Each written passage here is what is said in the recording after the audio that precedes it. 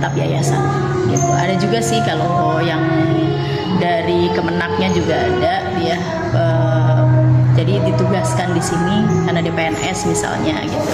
Tapi setelah menjadi pegawai tetap, nah dia berarti masuk ke sistemnya kalau di madrasah itu namanya simpatika. Nah setelah itu nanti ya sudah menjadi naungan dari Kemenak sendiri karena kita kan Kemenak, gitu, naungan dari Kemenak. Karena ada dinas, ada Kemenak, nah kami naungan yang Kemenaknya. Gitu. Karena madrasah ya Bu? Ya. Betul. Mungkin apa aja sih kendala yang ditemui? Kendala seperti apa? Gaweannya atau apanya? Kalau kendala-kendala itu biasanya sih nggak terlalu gimana ya, kendalanya juga minim kendala lah, karena memang dia di yayasan itu juga istilahnya terikatnya ya dengan yayasan, kecuali ketika mereka sudah menjadi pegawai tetap oleh Kementerian Agama gitu. Nah itu biasanya dalam sistem kerjanya juga kan berdasarkan aturan-aturan yang ada di yayasan dan Kemenak gitu. Terus bagaimana sih sistem evaluasi kinerja gurunya? Apa dilaksanakannya sebulan sekali, apa 3 bulan, apa 6 bulan sekali? Dari kepala sekolah? Iya. Oh, dari kepala sekolah biasanya per trimester ya, 3 ini. Jadi per 3 bulan gurunya itu dievaluasi dari pembelajarannya seperti apa, metodenya gitu, terus di kelasnya seperti apa dalam pengajaran. Terus adakah upaya pembaharuan dalam sistem administrasinya? Kalau pembaharuan biasanya mengikuti dari sistem yang ada di Kemenak gitu. Jadi kalau misalkan dalam administrasi ya kita ikut dari aturan yang atas yang ada gitu. Tapi kalau pembelajaran sudah pasti kita ada inovasi-inovasi yang kita terapkan gitu. Seperti sekarang ini kan kita yang di sini sudah ada inovasi pembelajaran menggunakan digital gitu, smart TV gitu. Selanjutnya ada administrasi sarana dan prasarana. Bagaimana prosedur inventaris sarana dan prasarana dilakukan? Kalau inventaris kan memang sudah masuk ke sistem ya, jadi semuanya itu tercatat di administrasi yang tersedia di sistem yang ada di operator sekolah gitu. Jadi semua yang ada di misalnya nih ada bangku, kursi, meja gitu, itu semua sudah tercatat di situ. Lab segala macam itu dalamnya ya sudah diinventariskan di dalam itu. Gitu. Mungkin fasilitas sekolah diperbarui secara rutin apa bagaimana Bu? Tergantung kebutuhan ya. Tergantung kebutuhan. Jadi misalkan untuk tahun ini misalkan yang dibutuhkan apa, nah itu kita biasanya perbarui di situ. Kita tambahkan gitu ya. Perbarui sudah kalau perawatan sudah pasti setiap ini ya, tapi kalau perbarui biasanya tergantung kebutuhan. Terus kan tadi pasti diperbarui, itu dilibatkan semua pihak sekolah, apa cuma yang bagian tertentu aja Bu yang pengolahan? Biasanya kita semua dilibatkan, masyarakat pun dilibatkan gitu. Masyarakat pun dilibatkan. Jadi kenapa begitu? Karena memang kan kita memang di lingkungan sekitar ada masyarakat gitu yang kita ini masyarakat itu tentunya wali murid gitu kan, kebutuhannya apa. Nah kita juga masukan yang ada dari wali murid kita berusaha untuk memenuhi gitu, untuk pembaruan tadi. Berarti di sini jatuhnya kerjasama lingkungan masyarakat, lingkungan masyarakat sama sekolah. Iya, wali murid ya. Wali murid. Selanjutnya, apa yang Ibu amati mengenai semangat kerja dan motivasi guru akhir-akhir ini? Kalau motivasi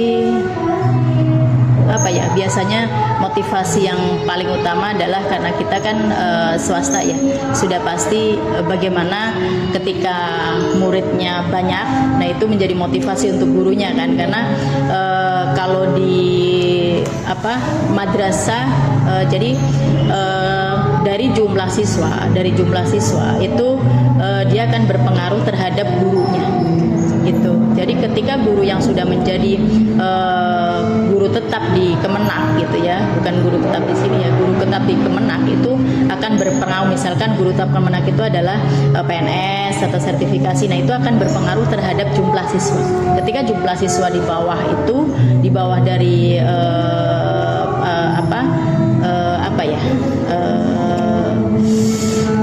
sesuai yang diinginkan oleh Kemenak, misalkan 20 lah satu kelas itu untuk memenuhi syarat sebagai pemenuhan kuota dari PNS atau Sertina, itu biasanya terpengaruh.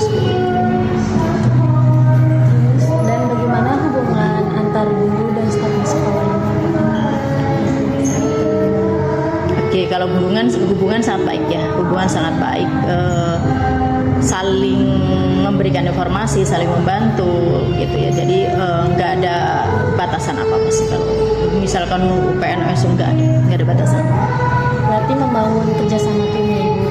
Terus dengan memiliki program untuk meningkatkan semangat kolektif dan budaya kerja kolaboratif antar guru dan staf.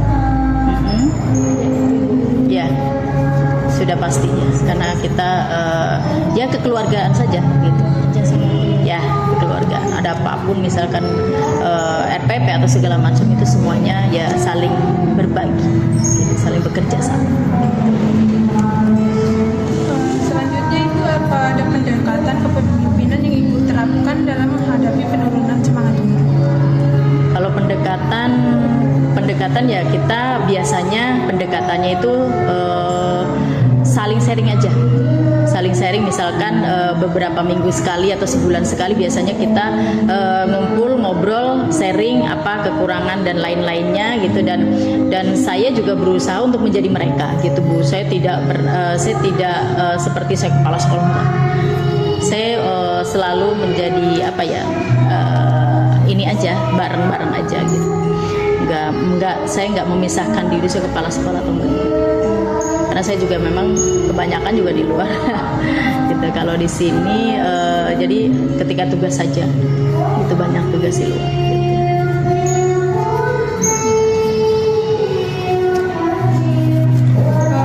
Selanjutnya ada apa strategi khusus untuk memperbaiki mutu pembelajarannya dan indikator keberhasilan? Kalau strateginya biasanya kita lebih kepada memahami siswa ya, memahami siswa, terus lebih kepada jadi seperti guru-guru kelas itu kan memang dia hampirlah menguasai semua ya. Misal kayak guru lupa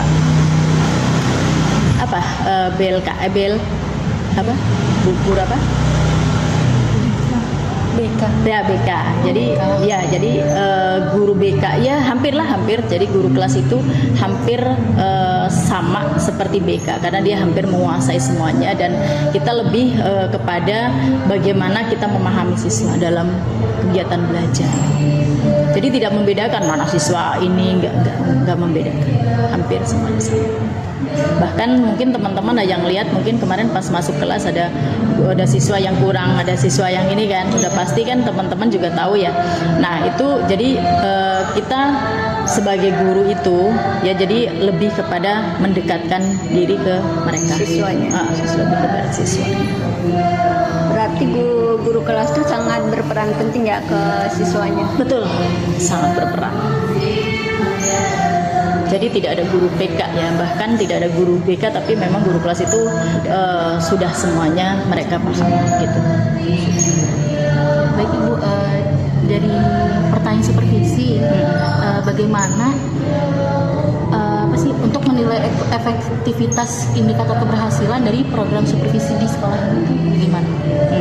Biasanya saya menilainya itu dia medianya yang dipakai ya, medianya, terus sudah gitu bagaimana mereka menerapkan media-media yang ada gitu, yang sudah mereka pahami terus dari RPP-nya gitu. RPP-nya sudah sesuai belum sama media yang dia terapkan itu, biar lebih. Jadi ketika kita ada perencanaan gitu ya, perencanaan boleh meleset dari perencanaan, tapi makanya saya selalu melihat bagaimana RPP yang dia buat, kemudian bagaimana keseharian dalam mengajarnya gitu. Sudah habis.